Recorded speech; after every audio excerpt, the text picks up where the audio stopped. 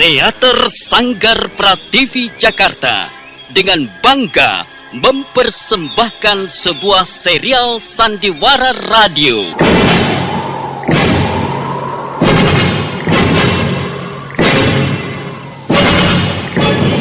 Tanah Semenanjung.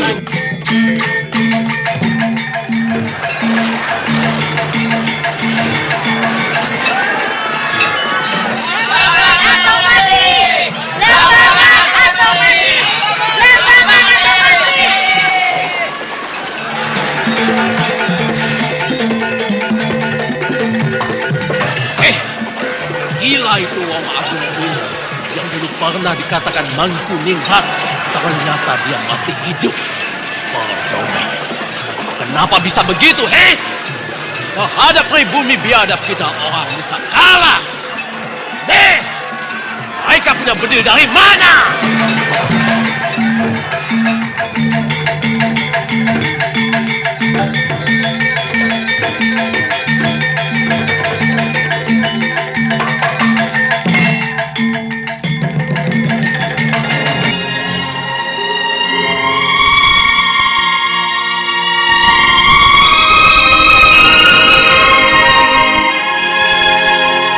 Naskah ditulis oleh J.F.R. Sarjono, diolah dari novel trilogi Putu Prabadarana, teknik dan montase Edwin Sutandi, hiasan musik dan sutradara C. Isprionoka. Dalam episode kelima ini dengan judul Tuturan Bencana.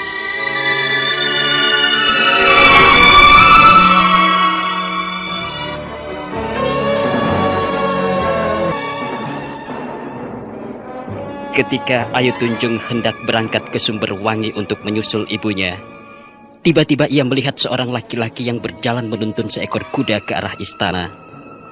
Dari halaman istana di samping Siti Hinggil, Ayu Tunjung bisa melihatnya dengan jelas. Dan ternyata orang laki-laki itu tiada lain adalah Baswi, yang dulu pernah memberinya saran supaya meninggalkan Raung secara diam-diam. Ayu Tunjung menduga bahwa kedatangannya ke Lateng adalah untuk menjemputnya pulang. Namun sebelum ia bertemu dengan ibunya, serta mengetahui nasib apa yang sedang dialami Ayu Chandra, ia tak hendak kembali ke Raung. Oh, itu Yistiani berjalan di halaman istana, di samping Siti Hinggil menuju kemari. Ya, jelas, dia sudah melihatku. Dan, dia melambaikan tangannya sambil tersenyum. Aku harus mempercepat langkahku. Tuan Baswi, selamat datang Tuan. Ya, terima kasih Yang Mulia. Yang Mulia? Mengapa sekarang Tuan memanggil saya dengan sebutan itu? Ya, waktu berubah, kejadian berubah, dan sikap pun perlu diubah. Dulu saya Yang Mulia dengan menyebut suku pertama kata Yistiani. Sekarang tidak lagi. Mengapa? Karena Yang Mulia adalah wakil Gusti Ratu Ayu Chandra. Tuan, mari kita masuk ke dalam.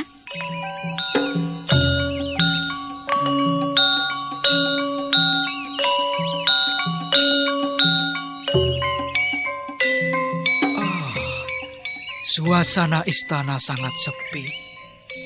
Dan andaikan tidak saya lihat lalu lalang satu atau dua dayang, keadaannya akan menjadi lebih sepi. Ya, beginilah keadaannya setiap hari, Tuan Baswi. Yang Mulia ketinggalan sebuah peristiwa bersejarah. Oh, peristiwa bersejarah yang mana, Tuan? Peristiwa pernikahan Tumpak dan Santi. Oh, iya. Mata-mata Gusti Ayu Chandra itu kan? Iya, dan ditangkap di Sumberwangi ketika hendak menyeberang ke Bali. Iya, saya juga ingat. Tetapi mengapa tidak dengan Jenian, Tuan? Entahlah. Akhirnya dia memilih Santi. Karena Yang Mulia dulu menolaknya. Sudah. Kok Tuan sampai ke situ arahnya? Oh ya, mana Gusti Ratu? Ke Sumberwangi. Dan masih ada di sana? Nah, Ayu Tunjung juga ikut? Oh, tidak. Lalu di mana sekarang? Sedang menyusul Gusti Ratu. Karena seharusnya beliau kembali kemarin sore. Tetapi hingga saat ini beliau belum juga pulang. Ya, tentunya berita tentang kebijakan Gusti Ratu ini sudah pula sampai ke Raung. Iya, sudah Yang Mulia.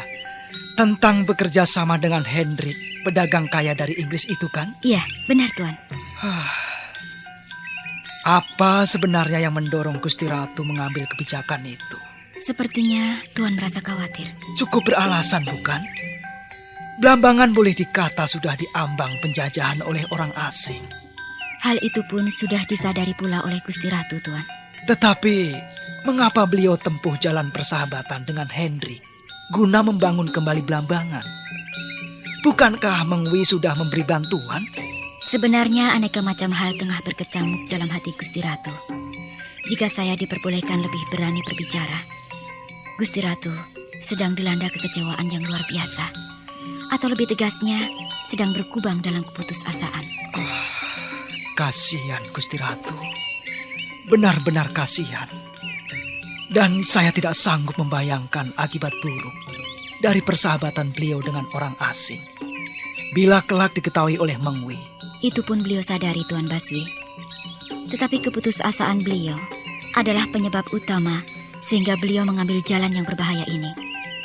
Beliau kecewa karena Mengwi sendiri telah merusak Blambangan.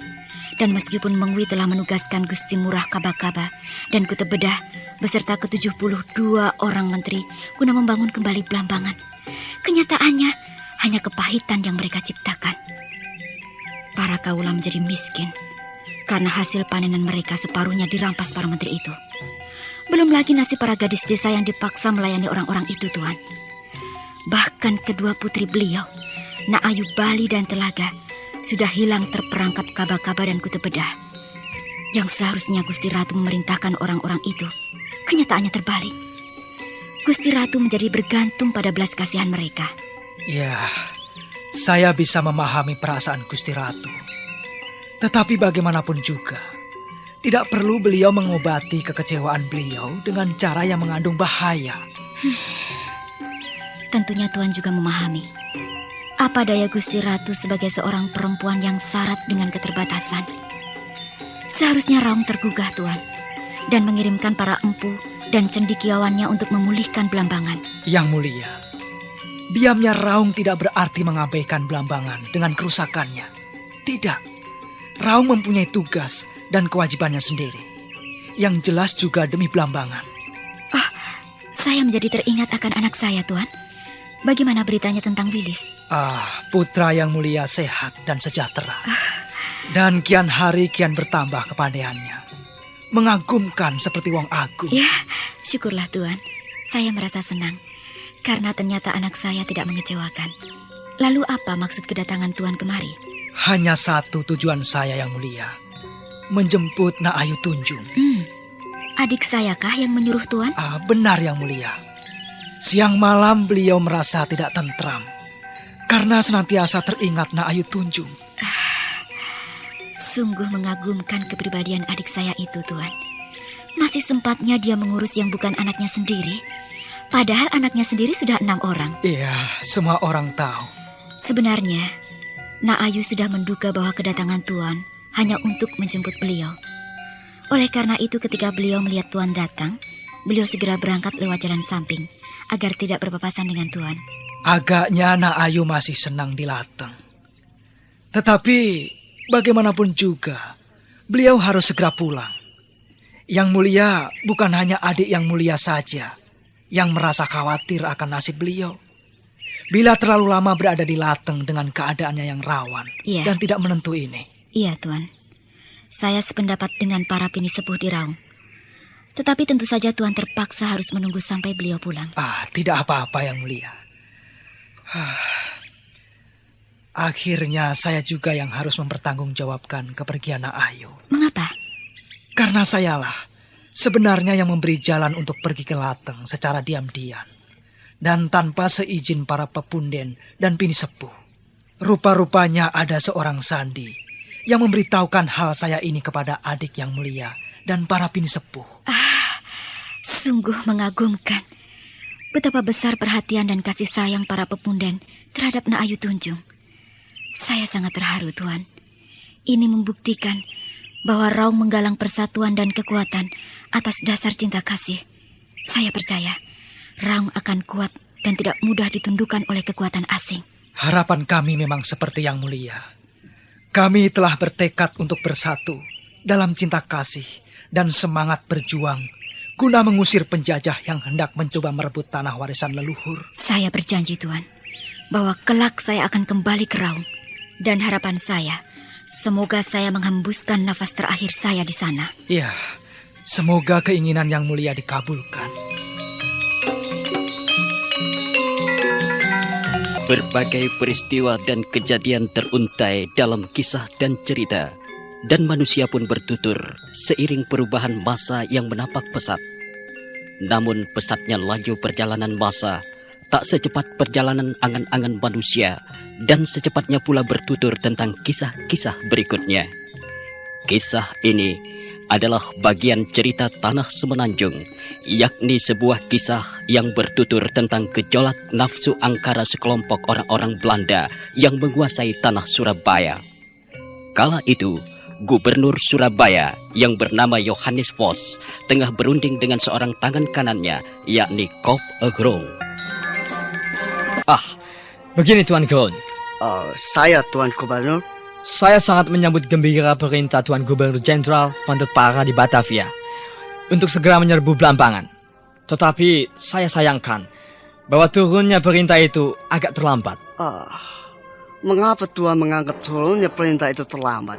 Menurut saya tidak, Tuan. Rupa-rupanya Tuan Gron lupa akan peristiwa kedatangan Raja Blambangan yang bernama Mangkuningrat itu. Sebentar, Tuan. Iya. Sekarang saya baru ingat, Tuan. Kalau saya tidak salah ingat, pada waktu itu Mangkuningrat datang ke Batavia untuk menghadap Tuan Gubernur Jenderal. Raja Blambangan itu bermaksud hendak meminta bantuan kita untuk menumpas saudara kandungnya. Tetapi saya lupa siapa nama saudara kandung itu, Tuan. Wong Agung Willis, Tuan. Namanya adalah Wong Agung Willis. Benar Tuan. Memang itu namanya. Lalu, mengapa terlambat datangnya perintah penyerangan itu, Tuan? Atau apa hubungannya perintah itu dengan kedatangan Mangkuningrat? Begini Tuan Gron. Andaikan Tuan Gubernur Jenderal dulu tidak menolak permintaan Tuan Mangkuningrat, Blambangan sudah menjadi milik kita, milik Belanda. Tetapi tentunya Tuan Gron sudah mendengar bahwa Blambangan sudah menjadi bulan-bulanan orang Inggris. Kalau begitu, Blambangan sudah menjadi tanah jajahan Inggris, Tuan? Sebenarnya belum, Tuan. Tetapi cepat atau lambat, tanah itu akan menjadi milik mereka. Ya, saya akui bahwa cara Inggris menjajah negara lain tidak terus terang seperti kita. Mereka menjajah secara halus dan terselubung, sehingga yang dijajah tidak merasa bahwa mereka sudah dijajah. Pintar, bukan? Saya sungguh tidak mengerti yang Tuan maksud. Blambangan tidak merasa dijajah, padahal kenyataannya dijajah.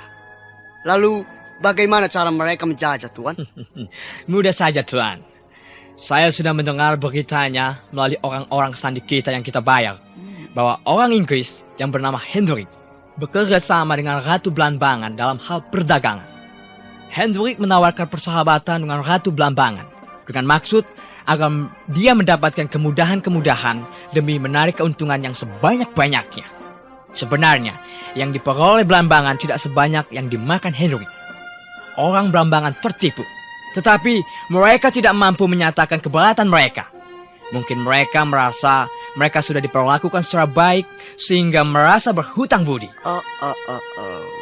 Sekarang saya mengerti, Tuan. Sebenarnya orang Blambangan menderita rugi, tetapi mereka tampak senang bersahabat dengan Inggris. Ya. Hendrik memang pintar, Tuan. Iya, dia memang pintar. Tapi biarlah. Yang penting, kita harus menguasai tanah Blambangan. Seingat saya, memang Blambangan saja yang belum kita kuasai, Tuan. Tetapi saya belum mengerti mengapa Tuan Gubernur Jenderal dulu menolak membantu Mangkuningrat. Karena pada waktu itu, Blambangan dianggap tidak bermanfaat. Menjajah Blambangan hanya akan membuang banyak biaya. Padahal, tanah itu tidak bisa memberikan apa-apa kepada kita. Tetapi, setelah diadakan penyelidikan, ternyata Blambangan bisa dijadikan gudang beras. Nah, atas pertimbangan bahwa Blambangan bisa menjadi gudang beras inilah, kita harus menguasai daerah itu. Tuan Fos, adakah petunjuk-petunjuk dari Tuan Gubernur Jenderal dalam hal cara menguasai daerah itu, Tuan? Menurut petunjuk Tuan Gubernur Jenderal, kita harus terlebih dahulu menempatkan company di daerah ini. Tugas mereka adalah menguasai gudang-gudang makanan dan menyewakan daerah pesisir yang tidak menghasilkan beras dan gula kepada Tionghoa. Perdagangan gula yang dikuasai Inggris harus kita halang-halangi dan kita cegah. Ya, menyewakan daerah-daerah pesisir kepada Tionghoa akan menambah pemasukan pendapatan company, Tuan. Saya sangat menyetujui petunjuk Tuan Gubernur Jenderal itu.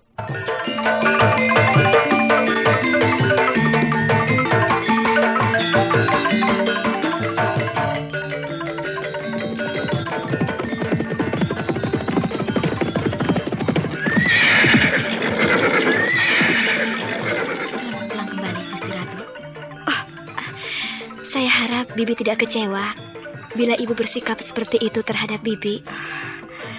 Bibi agak terkejut. Mengapa beliau tidak menjawab ucapan selamat saya? Beliau terus saja berjalan masuk. Sepertinya ada sesuatu yang membuat kecewa hati beliau. Iya, memang ada, Bibi. Bibikah penyebab rasa kecewa beliau, Ayu? Bukan, Bibi, bukan. Bibi tidak perlu khawatir. Syukurlah jika bukan karena sikap Bibi yang tidak sopan ketika Bibi menyambut kedatangan beliau, atau karena hal-hal lain yang telah Bibi lakukan. Sekali lagi, Bibi jangan khawatir atau takut. Ibu tidak apa-apa terhadap Bibi. Kalau begitu, mari kita segera masuk. Biar kuda-kuda ini dimasukkan kembali ke dalam kandang oleh Lambung dan Balang. Baik, Bi. Selamat petang, Tuan Basui. Selamat petang dan selamat pulang, Nak Ayu. Terima kasih, Tuan. Tuan menunggu saya, bukan? Benar, Nak Ayu. Tetapi, ada apa sebenarnya dengan Gusti Ratu? Jadi Tuan sudah bertemu dengan Ibu? Sudah. Apakah Ibu menegur Tuan? Ya, beliau memang menegur saya. Tetapi cara beliau menegur tidak seperti biasanya.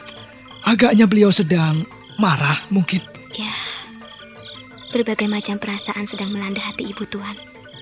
Tetapi Tuan tidak usah khawatir. Beliau tidak apa-apa. Saya bisa merasakan bahwa beliau tidak marah kepada saya.